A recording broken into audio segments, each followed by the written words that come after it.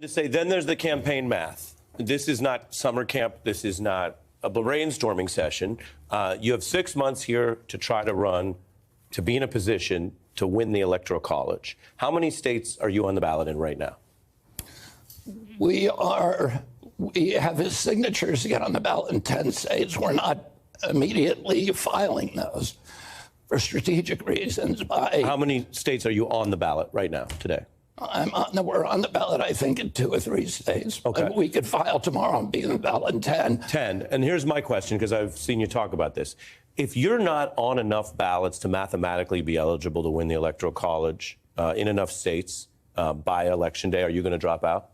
I'm going to be on the ballot in every state. But if you're not? Election Day. I'm going to be on the ballot in every state by Election Day. I'll be on the ballot in every state by July. This is a big issue, as you know, and I want to read something from you about, and again, it's not for the media to say who is a spoiler or not. The whole reason I have different people on, and Cornel West has been on, and I've had a lot of Trump aides on, is the viewers get to hear. But I want to read to you what one writer said about spoiler candidacies. Quote, "It siphons the vote from the Democrat. It could lead to the election of a Republican who would lose without the spoiler being in the race. And it's wrong for a third-party candidate to claim there's, quote, no distinction between the major parties' candidates." Do you understand that point? Do you agree with that point? I agree with that point if I were a spoiler. Okay, because I'll let you finish, but as you may have intuited, I'm reading from your 2000 statement that you wrote up about then third-party candidate Nader. And briefly, here's what you said in 2000. Take a listen. There's a political reality here, which is that his candidacy could draw enough votes in certain key states from Al Gore to give the entire election to George W. Bush. I'll give you time to respond, but I want to be clear about this because I have the benefit of sitting with you. The issue is not just whether there's a spoiler or not, because as I mentioned, in all fairness, that depends on what the voters do. I think one issue for you, which you can address today, is you haven't spent your life as an independent third-party person. You haven't spent your life fighting against both parties. You don't have that track record. You have been affiliated with one major party for a very long time. You made that argument on behalf of that same Democratic Party. And only now, at this stage that you're running, are you saying different things about how it works. How do you respond to that? Well, I would probably say the same thing again if the factual issues were the same. I was speaking of Ralph Nader at that point. Ralph Nader had no chance of winning. And, we just did a poll, Ari, that we did. It's about 10 times the size of any other poll. It's a poll that is a $200,000 poll. We polled 26,000 people in 50 states.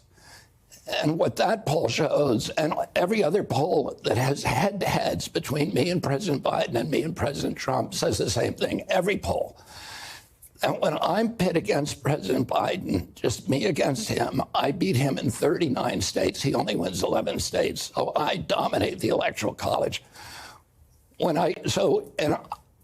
when I run against President Trump, I beat him in the Electoral College. The same poll and most polls these days show that President Biden cannot beat President Trump. Not only that, I'm going to jump in and I'll let you finish. You said you were going to let me finish. Yeah, but your argument seems to be that you let me finish my argument, then you can characterize or mischaracterize. We're having a back and forth. You're saying that hypothetically there's a poll that says you're doing so great, but you just told us you're on under 5 states' ballots. And most polls don't show you that way. You're changing the subject, Ari. I mean, you're changing about the question is about whether I can get on the ballot. I'm definitely going to be on the ballot. I'm saying that if your response to the Nader comparison, where you attacked him as a spoiler, is that you're not a spoiler, I would say respectfully, you haven't yet proven that you're not a spoiler. Let me explain what is a spoiler. A spoiler is somebody who cannot win and who is then whose continued participation in the election will disrupt the expectations of somebody who can win. Well, I can win. Our polls and every other poll that's looked at head-to-head contests show that I beat both President Trump and President Biden if the other guy leaves. So you think it's a big if? I mean, you're talking about the incumbent president of the United States. Well, under this criteria, President Biden is the spoiler because he cannot win. He can't win if I stay in. He does worse if I leave. Right. You're comparing hypothetical polls to a guy who won the presidency. Ari, You can't ask me a question and not let me answer it. I'm letting you answer, but we go back and forth. It's an interview. Go ahead. So let me finish your question. I win. President Biden cannot win. If I stay in the race, he loses. If I get out of the race, he loses 2 extra states. He loses Maryland and he loses Virginia. So Trump does better if I leave. So, and he can't win under any circumstances, but if he drops out, I can beat Trump. So he would be the spoiler under that definition.